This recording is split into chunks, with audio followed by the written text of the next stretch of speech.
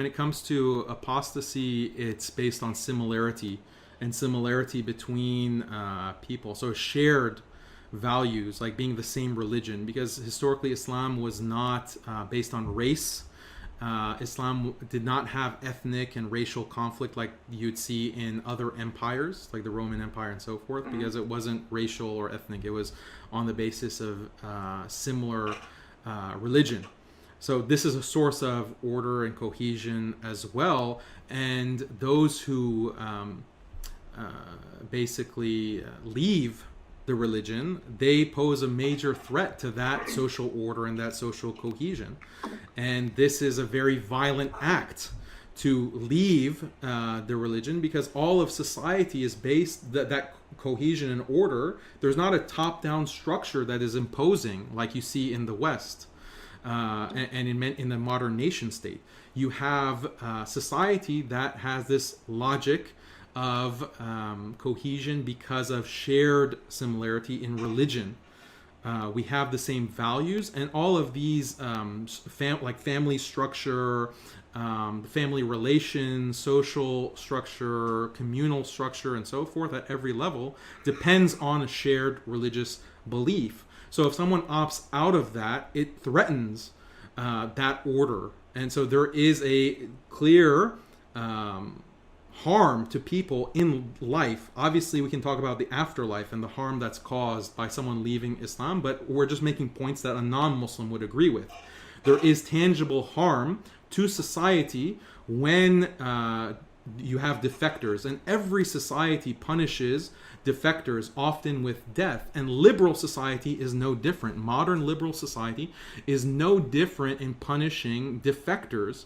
And we see this to this day, but definitely throughout the colonial period, that the liberal colonizers, when they take over certain territories, they punish with death, with imprisonment, anyone who speaks out against the liberal secular order and the colonial powers. We saw this throughout North Africa, in the subcontinent. Millions of Muslims were killed because of their opposition, their ideological opposition to liberalism.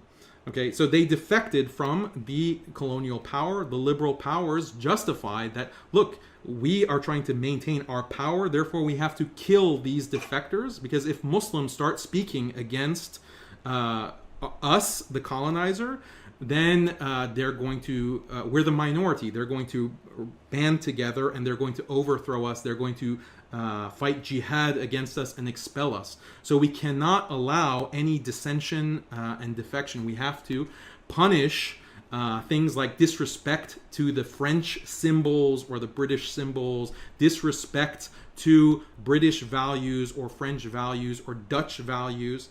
We have to punish that very severely. And liberal thinkers justified that. And they said that, such figures like John Stuart Mill, that the savages, you have to limit their freedom of speech. You have to limit them because you're trying to civilize them. You're trying to bring them to a state of civilization. So you have to limit their speech very severely in order to do that. Then once the liberal order is established, then suddenly, and there's no threat to the liberal order, then suddenly you're tolerant of free speech. When I, for example, speak against the U.S. government, like someone might say, no one in a secular country is killed for denouncing the government. No one is killed in the West for denouncing Donald Trump or any of these regimes or presidents. See how much freedom of speech we have? See how much tolerance we have? Well, this is like comparing apples and oranges, because you can't really compare that to apostasy. In these Western states, Donald Trump is not threatened if I call him an idiot.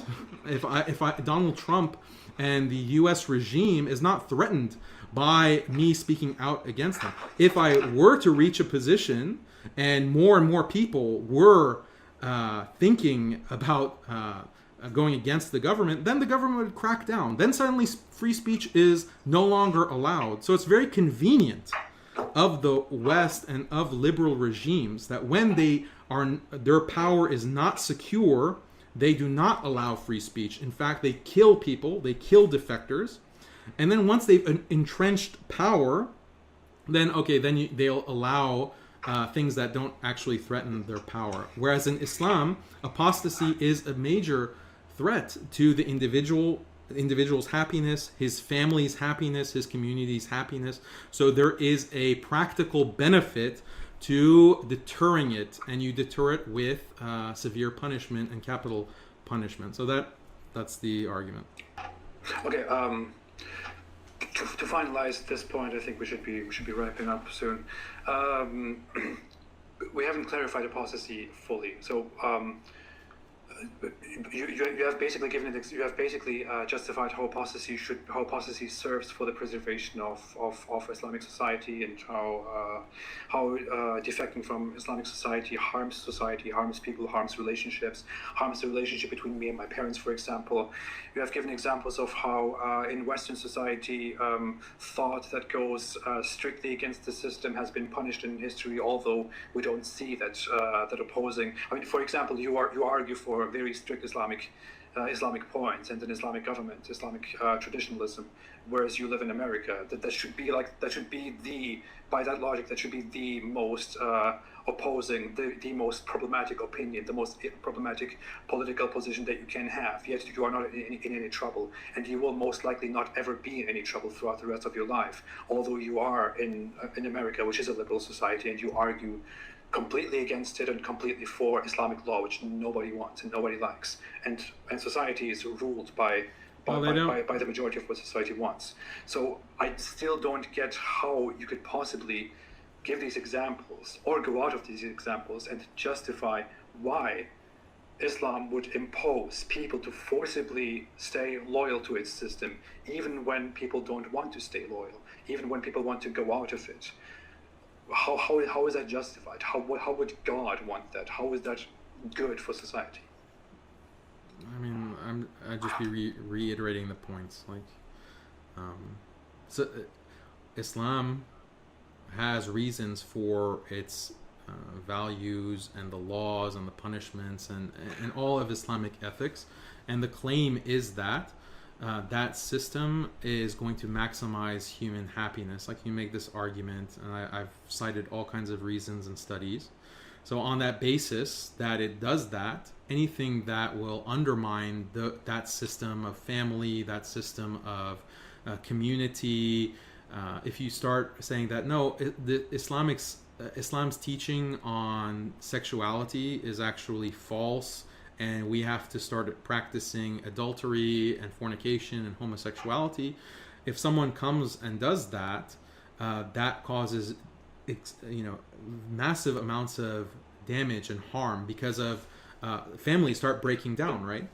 Families start breaking down. It causes conflict. Let's come to converting to Christianity, for example. Someone wants to, or an entire family wants to convert to Christianity from Islam, or wants to convert to Buddhism from Islam, for example. They're not advocating for sexual perversion or deviance or anything like that.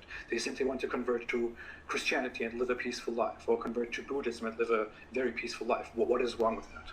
Well, there's many other aspects to social cohesion that we haven't really talked about. So one part of social cohesion is similarity in dress, similarity in practice, like coming to a central place of worship and bowing together in the same ritual actually has a great deal of effect on people's willingness to be altruistic, to help each other, to support each other, to not harm each other. That practice by itself, which is a part of Islam, like congregational prayer. So all of society doing that, dressing in a certain way, speaking a certain way, your language, right? The language that you use to communicate. Like Muslims, even though they speak all the languages of the world, we have shared vocabulary in Arabic, because Arabic is the language of revelation. So that creates bonds and a type of connection and unity that makes the Muslim community strong, and it protects the Muslim community from external threats, because you have this kind of in-group sense of loyalty, and that protects that community and that society from external threats. If someone within that community starts saying, no, I'm not Muslim anymore, it disrupts all of that cohesion, and it also makes the group less unified. There's less in-group unity, and that makes it more vulnerable to existential threats from the outside. So these are all practical reasons that I'm giving you. I mean, the world that we live in today is based on complete coercion and force. There's an interesting quote from a Yale legal scholar, and he says that every law is an opportunity for violence. Every law that is legislated is an opportunity for violence. Why? Because if someone violates the law, like give the parking ticket example, if you get a parking ticket, you don't pay it, then the government can put a lien on your house, foreclose your house, and kick you out. If you refuse to leave your property, the sheriff can come and arrest you. If you refuse arrest, then he is licensed to shoot you and kill you, to use deadly force. And so every law has this threat of deadly force. And Western countries have the most laws of any civilization in history. Like you could, even if you spent your whole life trying to study Western law, you couldn't cover every subfield of the legal system. So this is constant control and imposition and violence. And this is why you can have people who are completely different in their religion who are able to live peacefully with each other, because the state is controlling everything and making sure that violence doesn't erupt. But if you don't have that Leviathan state, that kind of imposition dictating every moment of your life, surveilling every moment of your life as currently exists in the West and in the world as a whole, then what other kinds of ways can you maintain social order? And in those circumstances, having similarity in religious belief is very important for maintaining that.